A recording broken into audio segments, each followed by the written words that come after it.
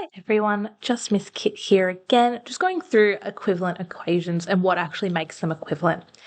Try to think of equations as a scale, almost like a balance. So whatever I have on the left side for it to be equivalent has to also be on the right side, has to have the same value. So looking at this set of scales here, I've got x plus 3 is equal to 5. So that means whatever x is, if I add 3 to that, I'll get 5. Now, from our solving equations by inspection, we know that that's 2. But today the focus is on keeping these equations equivalent by applying the same operation. And think of each operation you do as a building block, taking things away, adding things to it, maybe halving, doubling, that sort of thing. Okay? So the first operation I want us to look at is adding one block to each side. So we're going to add one to both sides. Now, just like how whatever you do to the top of a fraction you do to the bottom, whatever you do to the left of an equation, you also have to do to a right to keep it equivalent. Okay, so if I'm going to add 1 to both sides, I'm still going to have my little x block there, which will be the orange. But instead of 3 lots of 1, I'm actually going to have 4 lots of 1. And then on the right-hand side, instead of having those 5 blocks, I'm going to have 6. So if we've got 6 blocks here instead, that means our equation, although it will look different, is still equivalent to before. So now I've got x plus 4 is equal to 6. And looking at that by inspection once again, we know that x is still equal to 2. So this equation is still equivalent. Same thing, if let's say I wanted to subtract 3 from both sides. So I'm going to take away 3 blocks from both sides. Okay, looking at that left-hand side one first, if I subtract 3 from there, I'm just going to be left with my x block.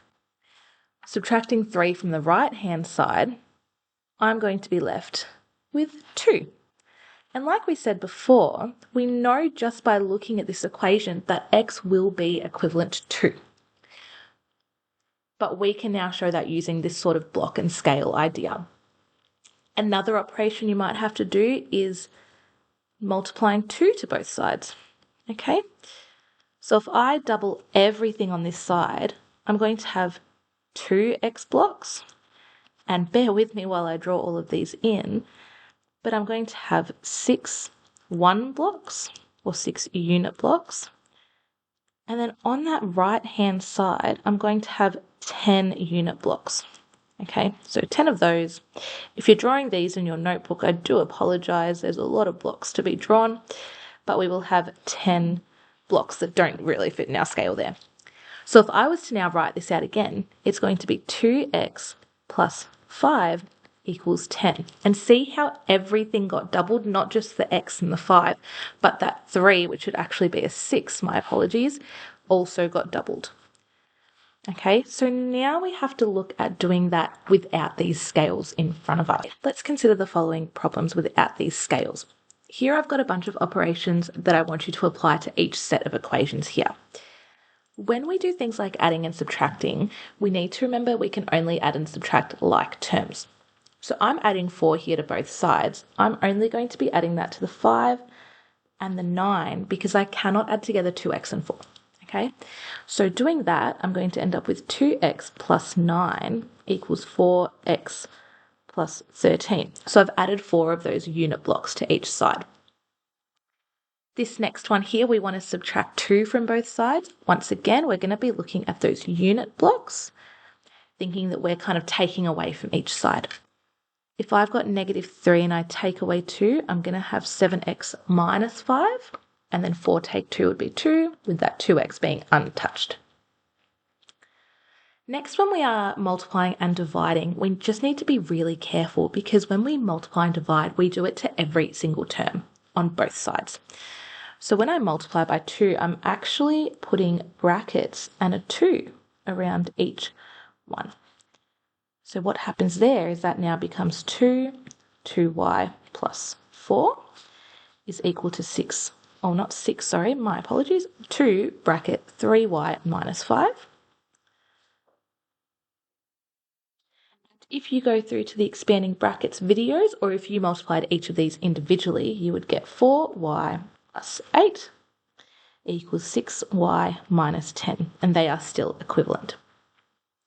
This last one here, once again, if we divide stuff by 5, we're going to be dividing absolutely everything by 5, and I mean everything gets divided by 5.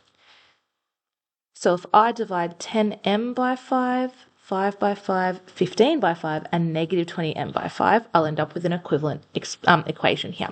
So I've got 10m divided by 5 is 2m plus 1, and then we have 3 minus 4m. And then if you multiply each term once again by 5, you would end up back at where you started, which means that it is in fact an equivalent equation. Now the last little bit that we need you to be able to do is to show that two equations are equivalent by having a look at what operation was done on both sides. The way that I like to set it up is I like to set them up one on top of the other. So 2x plus 10 equals 15 and 2x equals 5. Let's start with that left-hand side. What's happened to that left-hand side? We started off with 2x plus 10 and now we've got just 2x. So that means going from here to here, we have subtracted 10. Now we need to check if this is what was done to the right-hand side. Let's look at 15. If I subtract 10 from 15, I will in fact end up at 5. So we know that 10 was subtracted from both sides. Now let's look at this one here. We've got 5 equals 7 minus x, and 10 equals 2 bracket 7 minus x. Looking at 5 to 10 first, we've got two options. We've got that 5 could have been added to both sides, or we've got that it could have been multiplied by 2. If we add 5 to both sides here, we would in fact end up with 10 on the left hand, but on that right hand side we'd end up with 12 minus x, which we know isn't quite what that's showing. So our next option could be multiplied by 2. And if I have a look at that right hand side, remember before I said that if you multiply by a number, we multiply everything, so we show that using brackets. That means this here has also been multiplied by 2. So that's been multiplied by 2 on both sides. Now pause the video here and have a go at the next two by yourself, and then I'll go through. So on this one here, I've got 10b plus 3 is equal to 20, and then I've got b plus 3 is equal to 2. Now on this left-hand side, remembering that in between the 10 and the bracket there's a times, I know that we've divided by 10 to get to just b plus 3.